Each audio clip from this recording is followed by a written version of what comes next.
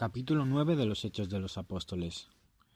Saulo, respirando todavía amenazas de muerte contra los discípulos del Señor, se presentó al sumo sacerdote y le pidió cartas para las sinagogas de Damasco, autorizándolo a traerse encadenados a Jerusalén a los que descubriese que pertenecían al camino, hombres y mujeres.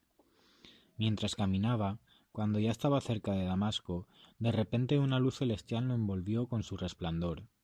Cayó a tierra y oyó una voz que le decía: «Saúl, Saúl, ¿por qué me persigues?». Dijo él: «¿Quién eres, Señor?». Respondió: «Soy Jesús, a quien tú persigues. Pero levántate, entra en la ciudad, y allí se te dirá lo que tienes que hacer». Sus compañeros de viaje se quedaron mudos de estupor, porque oían la voz, pero no veían a nadie. Saulo se levantó del suelo, y aunque tenía los ojos abiertos, no veía nada. Lo llevaron de la mano hasta Damasco. Allí estuvo 3 días ciego, sin comer ni beber. Había en Damasco un discípulo que se llamaba Ananías. El Señor lo llamó en una visión. «Ananías», respondió él. «Aquí estoy, Señor». El Señor le dijo: «Levántate, y ve a la calle llamada Recta, y pregunta en casa de Judas por un tal Saulo de Tarso. Mira, está orando, y ha visto en visión a un cierto Ananías que entra y le impone las manos para que recobre la vista».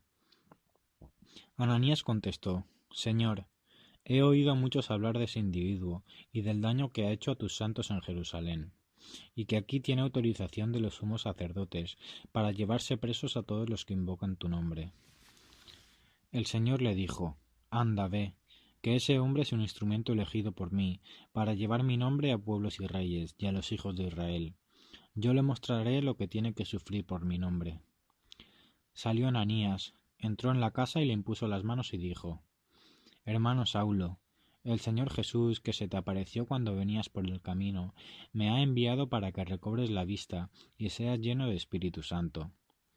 Inmediatamente se le cayeron de los ojos una especie de escamas y recobró la vista. Se levantó y fue bautizado. Comió y recobró las fuerzas. Se quedó unos días con los discípulos de Damasco y luego se puso a anunciar en las sinagogas que Jesús era el Hijo de Dios. Los oyentes quedaban pasmados y comentaban: «¿No es este el que hacía estragos en Jerusalén con los que invocan ese nombre? ¿Y no había venido aquí precisamente para llevárselos encadenados a los sumos sacerdotes?». Pero Pablo cobraba cada vez más ánimo y tenía confundidos a los judíos de Damasco, demostrando que Jesús es el Mesías. Pasados bastantes días, los judíos planearon matarlo, pero la conspiración llegó al conocimiento de Saulo. Vigilaban día y noche sobre todo las puertas, con la intención de matarlo. Entonces los discípulos lo tomaron y le hicieron salir de noche, descolgándolo muro abajo en una espuerta.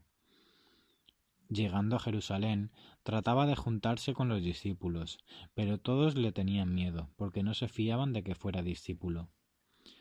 Entonces Bernabé, tomándolo consigo, lo presentó a los apóstoles y él les contó cómo había visto al Señor en el camino, lo que le había dicho y cómo en Damasco había actuado valientemente en el nombre de Jesús. Saulo se quedó con ellos y se movía con libertad en Jerusalén, actuando valientemente en el nombre del Señor. Hablaba y discutía también con los helenistas que se propusieron matarlo. Al enterarse los hermanos, lo bajaron a Cesarea y lo enviaron a Tarso. La Iglesia gozaba de paz en toda Judea, Galilea y Samaria. Se iba construyendo y progresaba en el temor del Señor, y se multiplicaba con el consuelo del Espíritu Santo. Pedro, que estaba recorriendo el país, bajó también a ver a los santos que residían en Lida. Encontró allí a un cierto Eneas, un paralítico que desde hacía 8 años no se levantaba de la camilla. Pedro le dijo: «Eneas, Jesucristo te dará salud. Levántate y arregla tu lecho». Se levantó inmediatamente. Lo vieron todos los vecinos de Lida y de Sarón, y se convirtieron al Señor. Había en Jaffa una discípula llamada Tabita, que significa Gacela. Tabita hacía infinidad de obras buenas y de limosnas, pero entonces cayó enferma y murió. La lavaron y la pusieron en la sala de arriba. Como Lida está cerca de Jaffa, al enterarse los discípulos de que Pedro estaba allí, enviaron 2 hombres a rogarle: «No tardes en venir a nosotros». Pedro se levantó y se fue con ellos. Al llegar, lo llevaron a la sala de arriba y se le presentaron todas las viudas, mostrándole con lágrimas los vestidos y mantos que hacía Gacela mientras estuvo con ellas. Pedro, mandando salir fuera a todos, se arrodilló, se puso a rezar y volviéndose hacia el cuerpo dijo: «Tabita, levántate». Ella abrió los ojos y al ver a Pedro se incorporó. Él, dándole la mano, la levantó y llamando a los santos y a las viudas la presentó viva. Esto se supo por todo Jaffa y muchos creyeron en el Señor. Pedro permaneció bastantes días en Jaffa en casa de un tal Simón, curtidor.